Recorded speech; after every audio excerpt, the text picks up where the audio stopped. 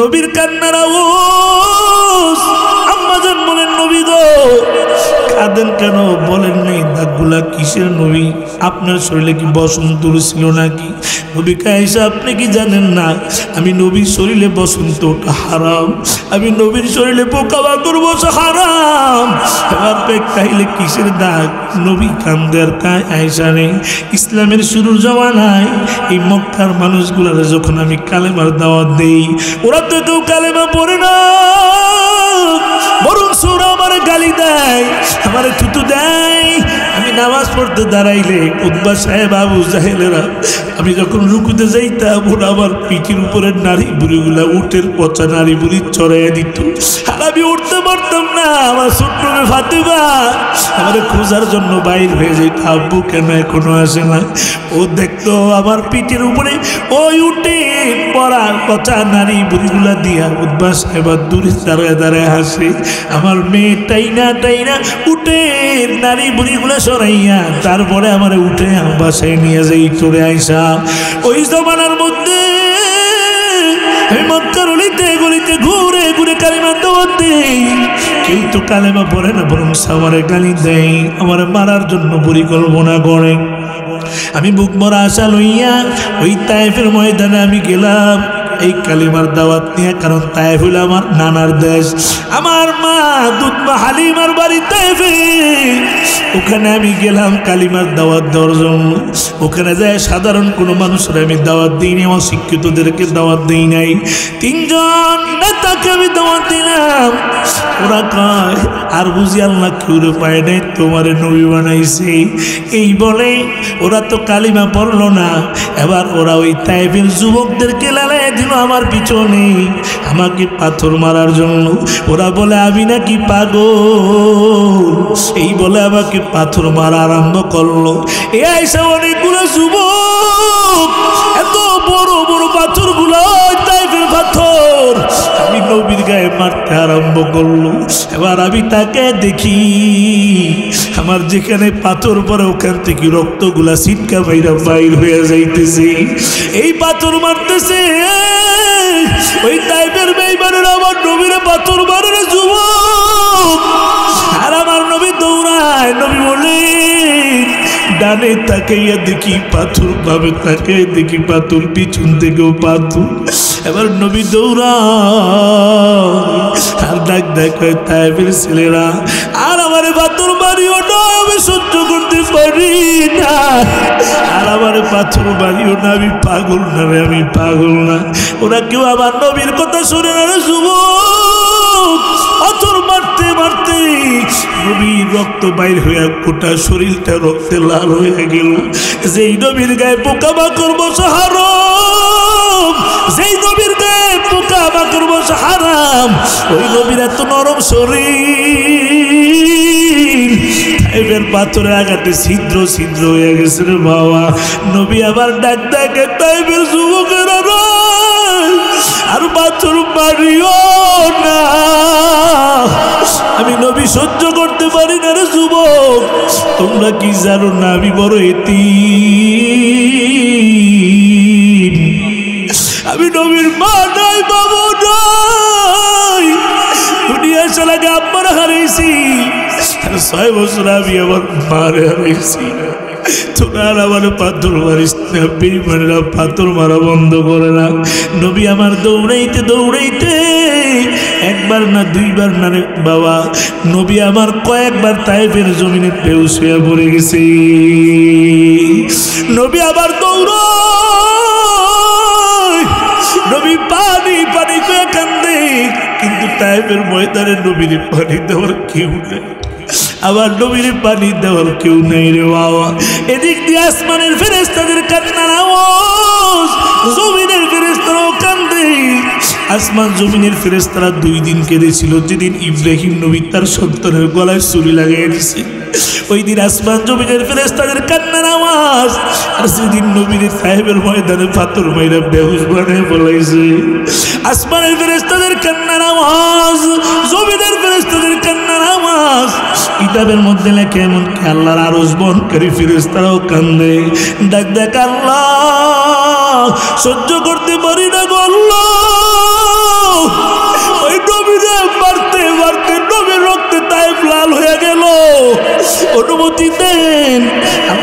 সহ্য করতে আর পারি না। আল্লাহ কয় জিবরাইল যা যা যা তাড়াতাড়ি তাইফের ময়দানে যা জিবরাইল। আমার বন্ধুর থেকে যে অনুমতি নেই, যদি বন্ধু অনুমতি দেয় তাহলে তাইফের পাহাড় দিয়া চাপা দিয়া গোটা তাইফবাসীকে ধ্বংস কইরা দিব। আল্লাহর ওয়ার্ডার পায় জিবরাইল হাজির। আইসা কয় নবী গো সহ্য করতে পারি না, ও নবী সহ্য করতে পারি না, অনুমতি দেন। আল্লাহ পাঠাইছেন সহ্য করতে পারি না, অনুমতি দেন তাইফবাসীরে ধ্বংস করিয়া দেই। নবী কয় ভাই জিবরাইল ওরা আমারে চিনে না, ওরা যদি আমার চিনতো পাথর মারতো না, আমি নবী ওরা চিনতে পারে নাই। আর জিবরাইল আজ যদি এদেরকে তাইফের পাহাড় দিয়া চাপা দিয়া ধ্বংস করে দেওয়া হয়, আগামীকাল আমি আবার কার কাছে কালিমার দাওয়াত নিয়ে যাব। এবার নবী হাত ভরে কাল লাগো, ও আল্লাহ ওরা আমার চিনে নাই, ওরা যদি আমার চিনতো পাথর মারতো না। আল্লাহ গো আমি ওদেরকে মাফ কইরা দিছি, আপনিও ক্ষমা করিয়া দেন। আল্লাহ কয় দেখ জিবরাইল আমার নবী কেমন নবী। আল্লাহ আয়াত নাজিল করে দিলেন ওয়ামা আরসালনাকা ইল্লা রাহমাতাল লিল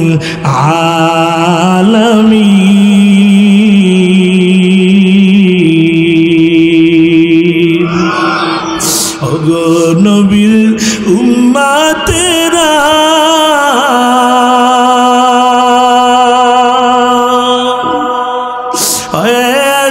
দিশেহারা, ওগো নবীর উম্মতেরা দিশেহারা। কুরআন হাদিসের চলো যখন যাহা চাই মনি, নবী বিনে কে তারামে ফুলসেরা তুমি জানে, নবী বিনে কে তারামে ফুলসেরা তুমি জানে। এমন তিন নবী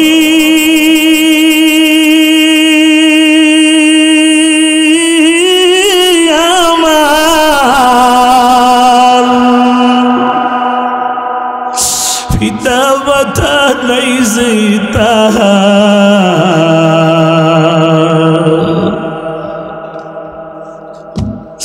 এমন তিন নবী আমার,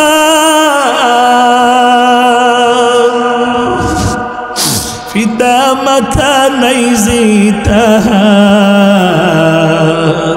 তারপরেও কত মারা মারলো তাকে দুশ্মনী, নবী বিনে কে তরাবে ফুলসেরা তো মিজালে।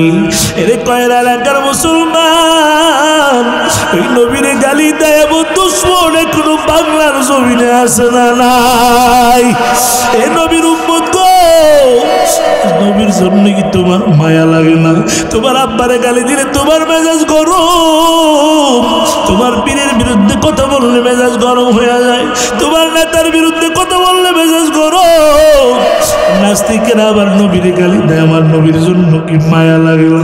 নাস্তিকেরা কয় আমার নবীর দাড়ি নাকি ছাগলের দাড়ির মতো, আমার নবীর চরিত্র নাকি ভালো না, আমার নবী নাকি সন্ত্রাসী নবী।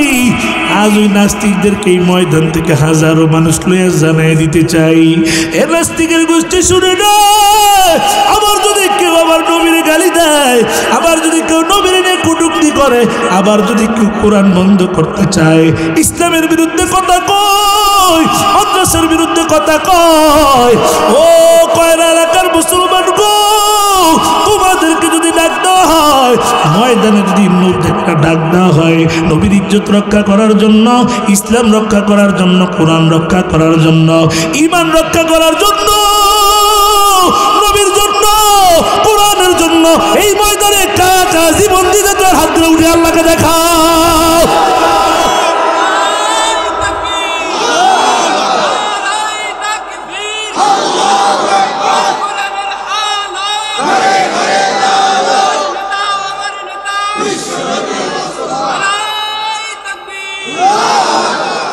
আমি আপনাদের কাছে জানতে চাই, আমার নবীর দাম বেশি না কম?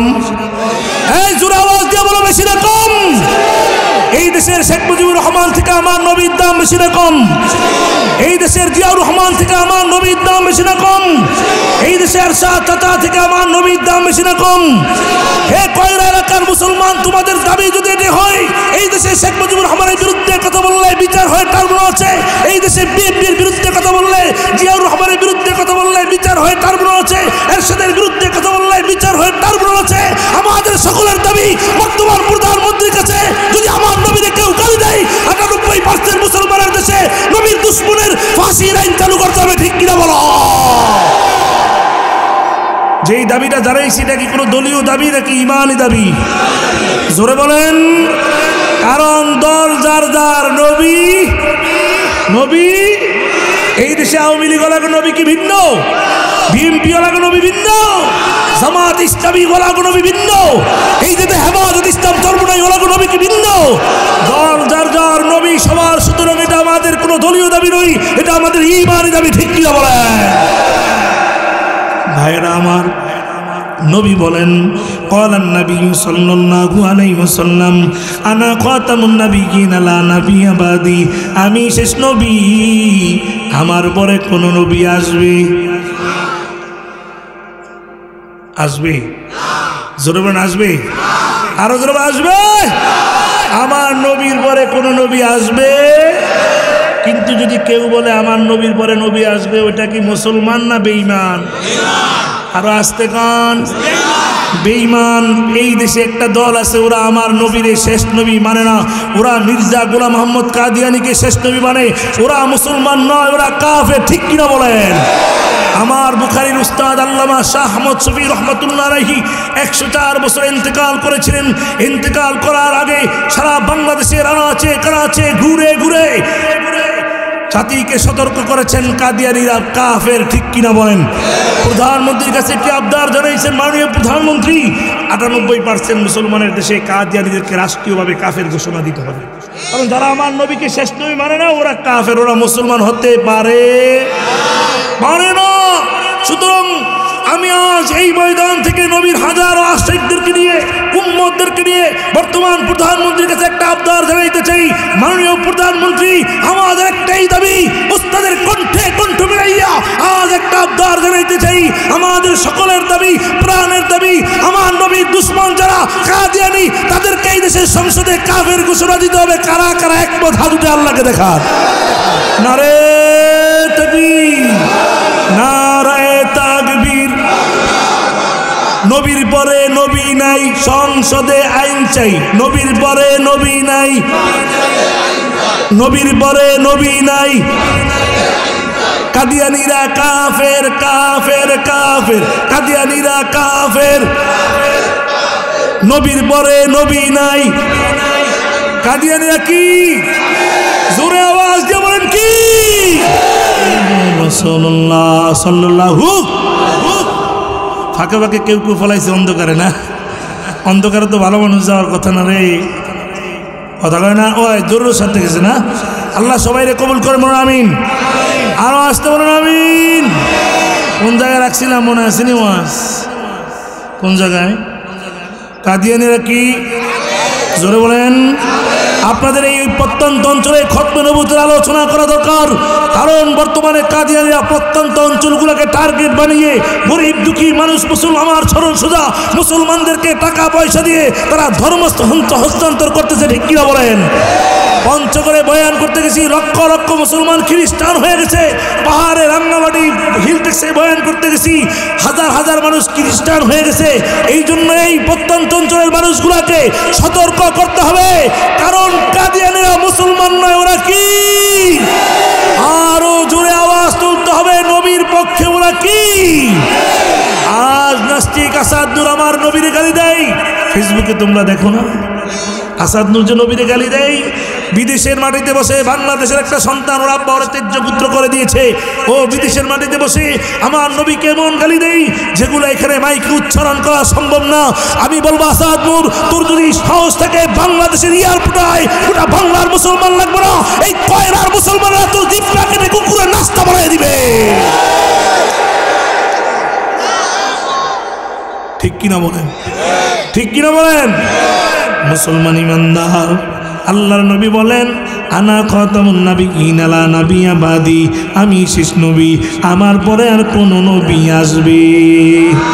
ও নবীর উম্মত গো, নবী তো আর দুনিয়াতে আসবে না রে বাবা, কিন্তু কিয়ামত পর্যন্ত নবুয়তির দায়িত্ব পালন করবে কারা? কারা করবে? আলেমেরা। কারা? মাশাআল্লাহ, কয়রার মানুষ তো জানে, ভালো জানে ইসলাম। কারা দায়িত্ব পালন করবে? ওই আলেমদের শত্রু, ওই কোরআনের শত্রু, ওই মাদ্রাসার শত্রু আমাদের সমাজে আছে না নাই? আপনার এলাকায় নাই? এই এলাকাও আছে। আমি তো ঢাকার কথা বলতেছি, আছে না নয়? আওয়াজ কি পিছন থেকে শোনা যায়? শোনা যায়নি? আছে না নাই?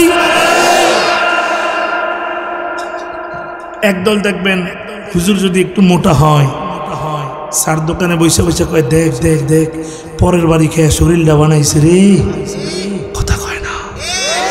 আবার হুজুর যদি জোরে জোরে আরে তাও দোষ কয়, দাওয়াত মনে আজকে 2টা লইছে, 2টা ঠিক।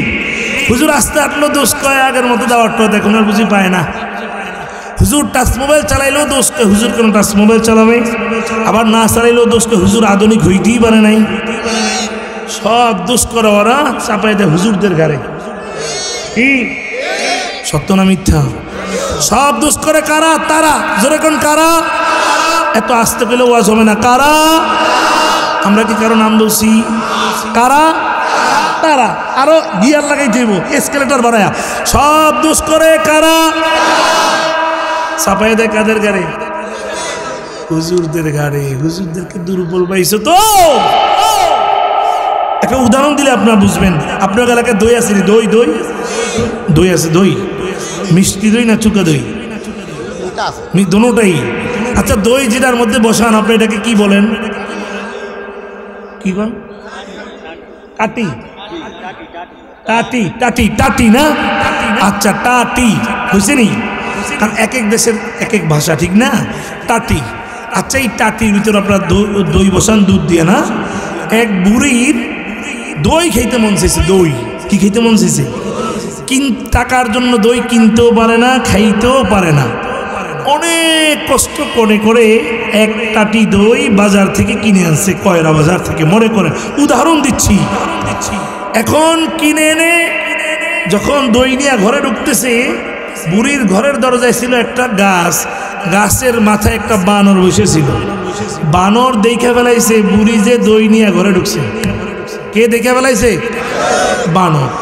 এখন বুড়ি দই রেখা ঘাটলায় গেছে গোসল করার জন্য। গোসল করে এসে নামাজ পড়ে ইচ্ছা মতো দই দিয়ে ভাত খাবে, অনেক দিনে স্বপ্ন।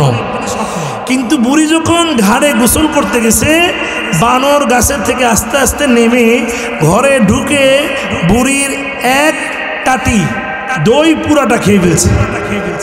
বানর কে খাইছে? খেয়ে যখন বানর ঘর থেকে বের হয়ে যাবে, বানর দেখতেছে বুড়ির ঘরের দরজায় একটা ছাগল বান্ধা আছে। ছাগল ছিলেন নি আপনারা? বানর কি করছে? ওই ছাগলের থোতার মধ্যে দই লাগায় গাছে উঠে বসে রয়েছে। কার থোতার মধ্যে দই লাগাইছে? জোরে গন। এখন বুড়ি তো গোসল করে আসছে, নামাজ পড়ছি, ভাত খেইতে গেছে, যায় দেখে দই নাই। দই বুড়ির মেজাজ যেমন গরম না ঠান্ডা? জোরে কোন গরম না ঠান্ডা? বুড়ি একটা লাঠি নিছে, কে খাইলো আমার দই? যদি ওরে পাই ইচ্ছা মতো সাইজ করবো। বুড়ি লাঠি নিয়ে ঘর থেকে যখন দরজাটা খুলে বাইরেছি, বাইর হয়েই দেখে ছাগলের থোতার ভিতরে দই লেগে আছে। বুড়ি বুঝতে বাকি না এই দই ছাগলে খাইছে। বুড়ি ছাগলকে মার শুরু করছে, মারতেছে বিসমিল্লাহ ছাড়া, মারতেছে আর ছাগল চিল্লাইতেছে আর কাঁদতেছে, আর বানর গাছের আগায় বসে নাচতেছে আর হাসতে আছে। দই খাইছে কে? সবাই কয় না। মায়ের খায় কে? দই খাইছে কে? মায়ের খায় কে? বর্তমান আমাদের দেশের অবস্থা কি তাই না? দই খাইছে কারা? রিমান্ডে যায় কারা? কথা কয় না, কথা কয় না, কথা। দই খাইছে কে? মায়ের খায় কে? খবরদার, সাবধান হয়ে যাও। এই দেশের মুসলমান উলামায়ে কেরামকে দুর্বল ভেবেছো, এই দেশের মুসলমানকে দুর্বল ভেবেছো। এই দেশের মুসলমান তো ইংরেজদেরকে এই দেশ থেকে তাড়া করেছে, ঠিক কি বলেন? এই দেশের মুসলমানরা যেদিন মাথার পাগড়ি মাজায় বানবে, কোন নাস্তিকের এই দেশে জায়গা হবে না, মামার বাড়িতে পালাইতে হবে। মুসলমান ইমানদারেরা, এই জন্য বলি সাবধান ও যুবক ভাই, কোরআনের সাথে সম্পর্ক লাগাই দাও, মাদ্রাসার সাথে সম্পর্ক লাগাও, নিজে কোরআন পড়ো, সন্তানটারে কোরআন পড়াও, নিজে কোরআন পড়ো, সন্তানটারে হাফেজে কোরআন বানাও, আলেম বানাও। সন্তানটারে কোরআন পড়ানোর পর সন্তানটারে এবার তুমি ডাক্তার বানাও, ইঞ্জিনিয়ার বানাও, বাধা নাই। কারণ ডাক্তার কোরআনওয়ালা যদি ইঞ্জিনিয়ার হয়, এই ইঞ্জিনিয়ার কখনো রাস্তার ইট চুরি করবে না। কোরআনওয়ালা সন্তান যদি এমপি মন্ত্রী হয়, ওরা বেগম পাড়ায় বাড়ি বানাবে না, ঠিক কিনা বলেন? কোরআন পড়ানোওয়ালা সন্তান যদি ডাক্তার হয়, কোনোদিন ওরা মানুষের বুকের মধ্যে কষাইয়ের মতো ছুরি চালাবে না, ঠিক কিনা বলেন?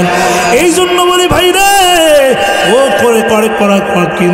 কয়রা এলাকার মুসলমানেরা, ও কয়রা এলাকার যুবক, নিজে কোরআন পড়ো, সন্তানের কোরআনটা পড়াও। কারণ কোরআন আছে যেখানে শান্তি আছে সেখানে, ঠিক কিনা? কোরআন আছে যেখানে শান্তি আছে, কোরআন নাই যেখানে শান্তি নাই সেখানে। আফগানিস্তানের মতো দেশ 20 বছর যুদ্ধ করছে, কত বছর? আরে বিশ্বের সবচেয়ে টপ লেভেলের সন্ত্রাসী আমেরিকা, তার সাথে 20 বছর যুদ্ধ করার পরে যখন জয় দিল, আল্লাহ তাআলা বিজয় দান করলেন, কোরআন দিয়া 2 বছর শাসন করার পরে এখন বিশ্বের 1 নম্বর স্থানে চলে গেছে। সুবহানাল্লাহ কইতেন না? এটা কিসের বরকত? কোরআনের কিসের বরকত? আল্লাহ তো এই মুসলমানকে কোরআন দিয়েছে, এই কোরআন দ্বারা তারা সুখ পাবে, কোরআন দ্বারা শান্তি পাবে, কোরআন দ্বারা রাষ্ট্র চালাবে, কোরআন দ্বারা ঘর চালাবে, ঠিক কিনা বলেন? সমাধান চাও যদি জীবনে মরণে, ফিরে যাও খুঁজে নাও, চোখ রাখো কোরআনে। সমাধান এ বাণী সকলের নয়, শুধু মুমিনের, যারাই চলবে মেনে ফল পাবে কোরআনের, ঠিক না? এ বাণী সকলের নয়, শুধু মুমিনের, যারাই চলবে মেনে ফল পাবে কোরআনের। ঘরে বলো কিবা রাষ্ট্রে বলো, ঘরে বলো কিবা রাষ্ট্রে বলো, অশান্তি দূর করে শান্তি আনে সমাধান, ঠিক কিনা বলেন? সমাধান চাও যদি জীবনে মরণে, ফিরে যাও খুঁজে নাও, চোখ রাখো কোরআনে। আজ আমাদের প্রত্যেকের ঘরে ঘরে অশান্তির কারণ আমার ঘরে কোরআনের শাসন না, কথা কয় না। আর স্ত্রী স্বামীকে মারে না, স্বামী স্ত্রীকে মারে না, সন্তান বাবাকে মারে না, মেয়ে মাকে মারে না, যেমন মন চায় তেমন চলতেছে। একমাত্র কারণ তুমি তোমার সন্তানের কোরআন শিখাইতে পারো না, ঠিক কিনা বলেন? কিছুদিন আগে বলতে ডিসেম্বরের 10 তারিখে 9 তারিখে প্রোগ্রাম করে আসছি দিনাজপুর থেকে। রাতে 3:30 বাজে আমার গাড়ি র্যাব আটক করছে। কে? র্যাব। সারা বাংলাদেশে গাড়ি যে ধরে খালি বলি যে আলামিন সাহেবের গাড়ি কইলি ছেড়ে দেয়। ওই দিন র্যাব বলছে দাঁড়াইছে, আমি নেমে গেছি সাথে সাথে, কারণ কি হয় না হয় আবার কথা কয় না। নেমে গেছি, নামার পরে কে? আলামিন সাহেবি আসেন হুজুর। আমার ড্রাইভার খাদেম মিডিয়ার লোক সহ আমাকে নিয়ে গেছে। নিয়ে যাওয়ার পরে দেশি গরুর দুধের চা নিজে বানাইলো, অফিসার নিজে বানায় খাওয়াইলো, কেক খাওয়াইলো, পান দিল, অনেক আপ্যায়ন। আমি মনে মনে ভাবি এই ব্যবহার তো আশা করা যায় না, কথা কয় না, ঠিক নেই? কিন্তু কেন এই লোকটা আমাকে এত আপ্যায়ন করতেছে? রাত বাজে তখন 3:30, আমাকে আবার গাড়ির কাছে নিয়ে আসছে। হুজুর বেয়াদবি মাফ করবেন, আমরা আজকে এখানে চেকপোস্ট বসাইছি, বুঝতে পারি না যে গাড়িটা আপনার। তো এবার আমার সাথে কোলাকুলি করতেছে, কিন্তু আমি তালাশ করে পাচ্ছি না যে তাই সে আমার সাথে তো ভালো ব্যবহার কেন করে, কারণ তো আছে, কথা কয় না। কোলাকুলি যখন করতেছে বলতেছে, হুজুর আমি ছোটবেলায় মাদ্রাসা হেফজখানায় 16 বার হেফজও পড়েছিলাম, হুজুরের পিঠা খেয়ে স্কুলে গেছি, এখন র্যাবের অফিসার হয়েছি। সুবহানাল্লাহ কইতেন না? কোরআন থাকার কারণে তার আদব আখলাক ইসলামের প্রতি আছে না নাই? তাহলে কোরআন পড়নেওয়ালা র্যাবের অফিসার হইল মানুষের উপরে নির্যাতন করবে? এই জন্য ঘরে ঘরে কোরআন চালু করতে হবে। আজ থেকে এখান থেকে ওয়াদাবদ্ধ হতে হবে, ঘরের মধ্যে যে আজ থেকে একেবারে কারফিউ জারি করে দিতে হবে। বিবিকে বলতে হবে ফজরের নামাজের পরে সূরাতুল ইয়াসিনের তেলাওয়াত কালকে থেকে শুরু হয়ে যাবে। বাচ্চাকে বলতে হবে মক্তবে যেতে হবে, সন্তানকে বলতে হবে কোরআন পড়তে হবে। কোরআন ছাড়া মুসলমান চলতে পারে? মুসলমান যতদিন দূরে দূরে সরে যাবে কোরআন থেকে, ততদিন মুসলমানের কপালে গজব আসবে। গজব, কথা কয় না? কি আসবে? গজব আসবে। কোরআন থেকে দূরে সরে গেলে আজ আমাদের অবস্থান, কোরআন থেকে দূরে সরে গিয়েছি। অথচ রসুলকে আল্লাহ তাআলা কোরআন দিলেন, আর রসুল এই কোরআনের দাওয়াত দিলেন, গোটা বিশ্বে ছড়িয়ে দিলেন কোরআনের বাণী। আল কোরআনের বাণী, আল কোরআনকে যদি আমি এখন প্রশ্ন করি, কোরআন তোমাকে আল্লাহ কেন পাঠাইছেন, কোরআন জানাই দিবে। হুদাল লিন্নাস, কোরআন বলে আমাকে পাঠাইছে মানুষের হেদায়েতের জন্য। সুবহানাল্লাহ বলেন না? কোরআন বুঝলাম তোমার মানুষের হেদায়েতের জন্য পাঠাইছে কোরআন। ও কোরআন গো, তোমার আল্লাহ কোন মাসে পাঠাইছে? কোন মাসে? 12 মাস। রবিউল আউয়াল নাকি রবিউল সানি, কোন মাসে? কোরআন জানায় দেয় শাহরু রমাদানাল্লাযী উনজিলা ফীহিল কুরআন।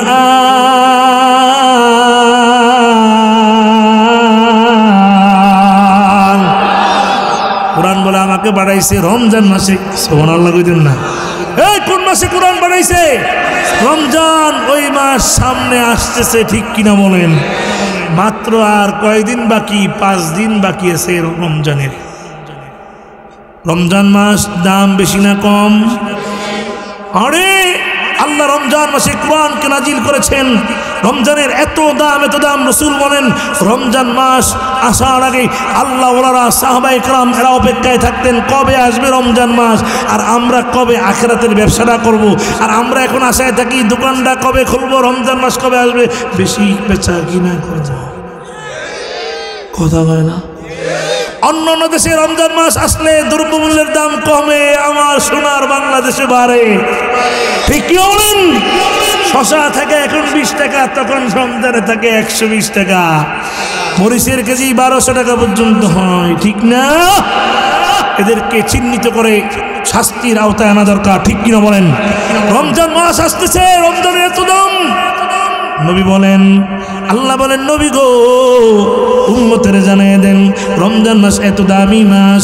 এই রমজান মাসে যদি আপনার কোনো উম্মত একটা নফল আদায় করে, নবী জানায়া দেন আমি আল্লাহ একটা ফরজের সওয়াব আমলনামায় দিয়া দিব। ও নবী উম্মতের জানিয়ে দেন এই রমজান মাসে যদি আপনার কোনো উম্মত যদি একটা ফরজ আদায় করে, আমি আল্লাহ তার আমলনামায় 70টা ফরজের সওয়াব দিয়া দিব। ও নবী গো আল্লাহ কয় আপনি উম্মতের জানিয়ে দেন। নবী হাদিসের কুচ্চির মধ্যে বলে আস-সাওমু লি ওয়া আনা আজিজি বিহি, এই রমজান বান্দা রাখে আমার জন্য, আর আমি রমজানের প্রতিদান বান্দারে আমার হাতে দিব। এ নবী উম্মতের জানিয়ে দেন এই রমজান মাসে আমি একটা রাত্র দিছি লাইলাতুল কদর। সুবহানাল্লাহ বলেন না? এই লাইলাতুল কদর এত দাম, এত দাম। এই লাইলাতুল কদর নামে আল্লাহ একটা সূরা নাজিল করে দিলেন, আর জানাই দিলেন এত দাম। এই লাইলাতুল কদরের রাত্রে কোনো বান্দা যদি ইবাদত করে, আমার আল্লাহ ওই বান্দার আমলনামার মধ্যে 1000 মাস থেকে বেশি সওয়াব আল্লাহ দিয়া দিবে। ও কয়রা এলাকার মুসলমান গো, এই জন্য বলি আল্লাহ ওয়ালারা অপেক্ষায় থাকতেন রমজান কখন আসবে। রমজান আসলে বেচা কিনা কমাইয়া, চাকরির ডিউটি কমাইয়া, কাজ কাম কমাইয়া আখিরাতের ব্যবসায়, কারণ অপার অপার অপার রমজান অপার না, আখিরাতের ব্যবসার অপারে চলে যাইতেন।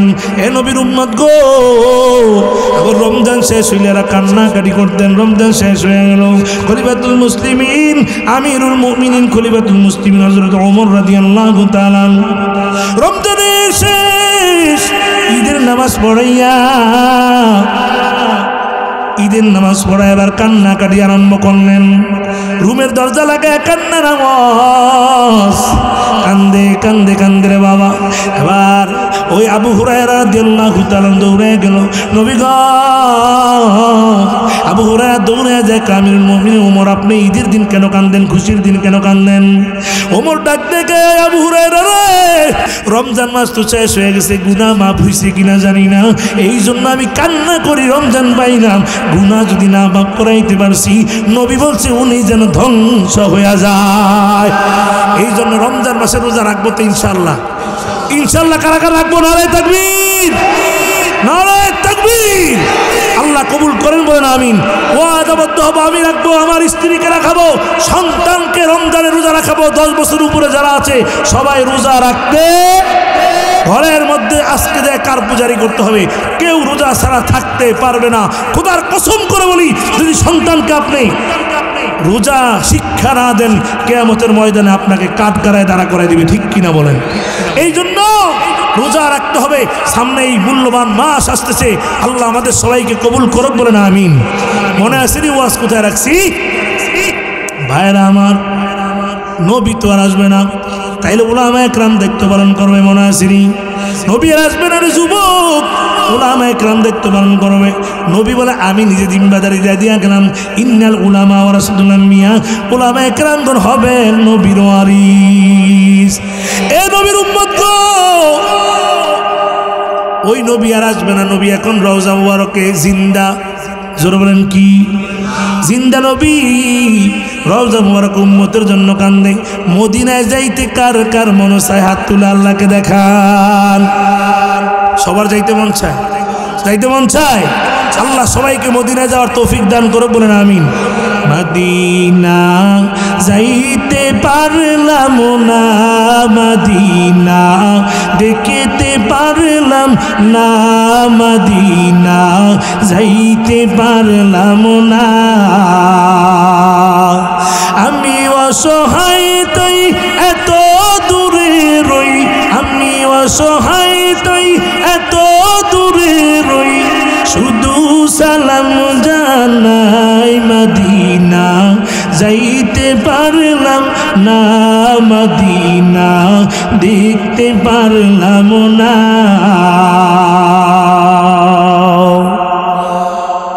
মদিনা নাম কত সুন্দর,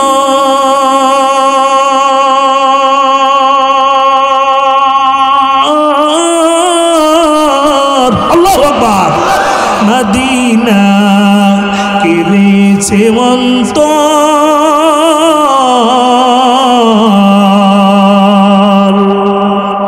মদিনা নাম কত সুন্দর,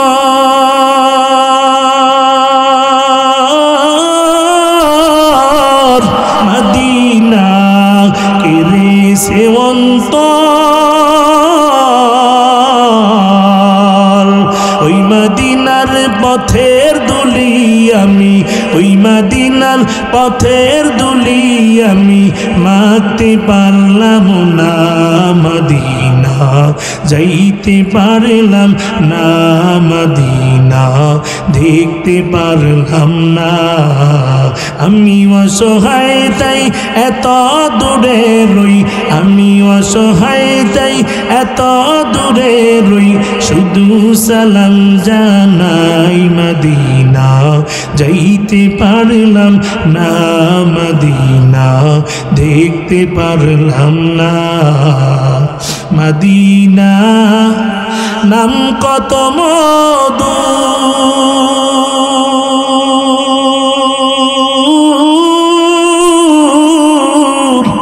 মদিনা আর যে কত দূর,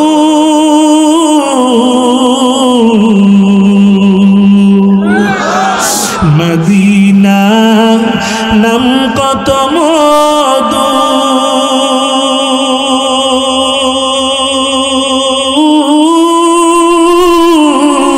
মদিনা আর যে কত দূর।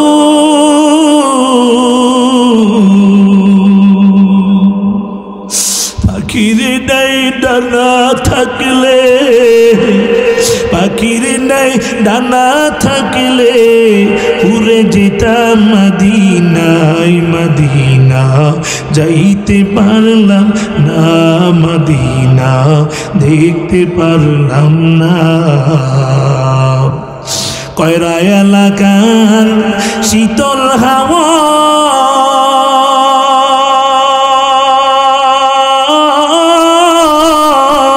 পশ্চিমে করে চদাওয়া, কয়রা এলাকার শীতল হাওয়া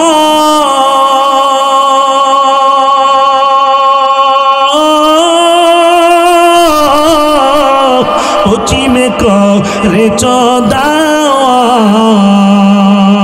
এই গরিবের দুঃখী সালাম, এই গরিবের দুঃখী সালাম পৌঁছে দিও মদিনায়, মদিনা যাইতে পারলাম না, মদিনা দেখতে পারলাম না। আমি অসহায় তাই এত দূরে রই, আমি অসহায় তাই এত দূরে রই, শুধু সালাম জানাই মদিনা যাইতে পারলাম না, মদিনা দেখতে পারলাম না। এ নবীর উম্মতের দল, ও কয়রা এলাকার মুসলমান গো, নবী কই আমি আর আসবো না। আবু হুরায়রা কই নবী আসবে না, তবে নবী আলেমদেরকে রাইখা গেল, হাফেজদেরকে রাইখা গেল। ওই জওয়ানার মধ্যে যেই বান্দা বান্দিরা, যেই বান্দা আলেমের সাথে মুসাফা করলো, ওই আবু হুরায়রা বলে এই বান্দা যেন নবীর সাথে মুসাফা করলো। সুবহানাল্লাহ। আবু হুরায়রাকে আলেমের খানা খাওয়াইল, নবীরকে যেন খানা খাওয়াইল রে বাবা। এই জন্য সন্তানের মাদ্রাসায় ভর্তি করে দাও। কপালটা বড় ভালো যে আব্বা আম্মার সন্তান কোরআনে হাফেজ হয়, কপালটা বড় ভালো যে আব্বা আম্মার সন্তান আলেম হয়, কপালটা বড় ভালো যে আব্বা আম্মার সন্তান মুফতি মুহাদ্দিস হয়, কপালটা বড় ভালো রে বাবা। এই জন্য বলি, মনে কি চায় না আলেমের মা হইয়া কবরে যাইবা, হাফিজে কোরআনের মা হইয়া কবরে যাও। আলেমের বাবা হও, আমার আগের হুজুর বয়ান করছে, নিজে আলেম হও, নিজে আলেমের মা হও, আলেমের বাবা হও। মনে কি চায় না রে বাবা সন্তানের হাফিজ বানাইবা। আজ তো দুইটা ছেলের পাগড়ি বানাইলাম, কপালটা বড় ধন্য হয়ে গেল। ওর আব্বা আম্মার কপাল বড় ধন্য, কারণ কিয়ামতের ময়দানে আল্লাহ হাফেজে কোরআনের কাছে 10টা জান্নাতের টিকিট দিয়ে দিবে, আর বলবে যা যা, যার যার তোরে মন চায় এমন 10টা লোক জান্নাতে ঢুকিয়ে দিবি যাদের উপরে জাহান্নাম ওয়াজিব হয়ে গেছে। এই জন্য ভাই সন্তানের মাদ্রাসায় ভর্তি করে দেও, আলেম বানাও, হাফেজ বানাও। সন্তান তোমার জানাজার নামাজ পড়াইয়া লাস্টারে কবর নামায় যখন দোয়া করে দিবে, আল্লাহ আপনি আমার আব্বাকে মাফ করিয়া দেন, নবী বলেন সন্তান দোয়া করতে দেরি, আমার আল্লাহ তোমার কবরটারে জান্নাতের বাগান বানাইতে দেরি হবে না। এই জন্য বাবার এই গভীর রাত হয়ে গেছে, ঢাকায় আমাকে যাওয়া লাগবে। একটা ওয়াদা নিতে চাই, নিজে কোরআন শিখবো বাবা, সন্তানের শিখাবো, ঘরের মধ্যে কোরআনের আওয়াজ চালু করবো, এই মাদ্রাসার পক্ষে থাকবো। 5 ওয়াক্ত নামাজ পড়বো, আর নামাজ কাজা করবো না, রোজা কাজা করবো না, আব্বা আম্মারে কষ্ট দিব না, মুরব্বীদের সাথে বেয়াদবি করবো না। কারা কারা রাজি? অন্তর ভালো থাকলে হাত দুইটা উঠে আমার আল্লাহর একটু দেখে দেয়, হাতটা লাড়া দেন, লাড়া দেন, আল্লাহ তাকে দেখে।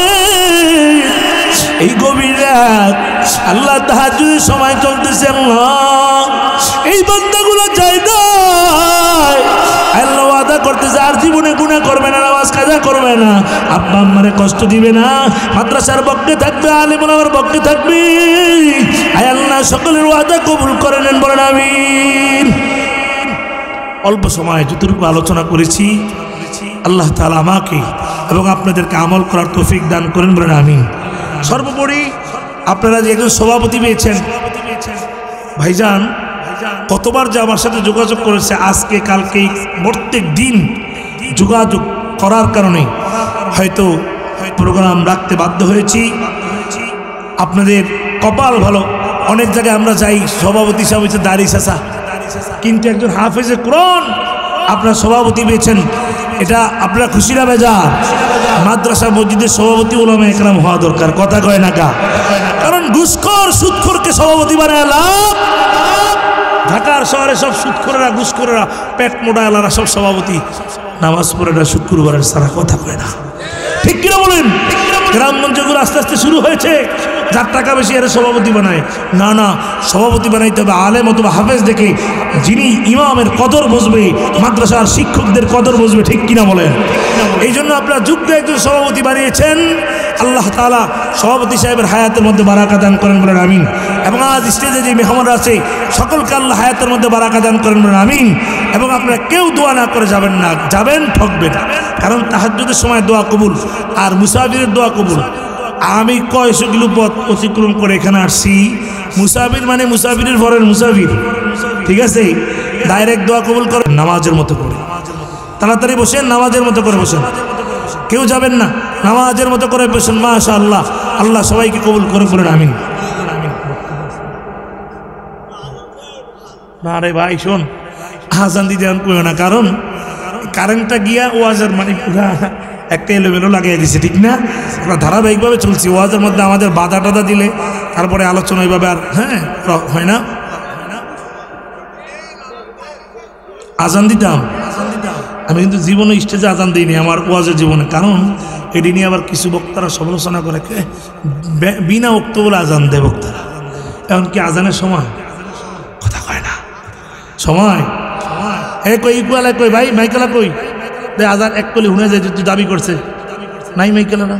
আচ্ছা আচ্ছা, আল্লাহু আকবার, আল্লাহু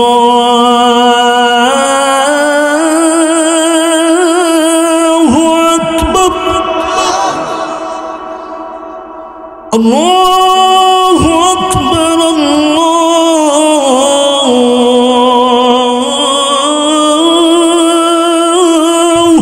আকবার। দুইটা শুনেছি, আমি দাবি রাখতে গিয়া। আল্লাহ তাআলা আমাকে সুস্থতা দান করেন, বলেন আমিন।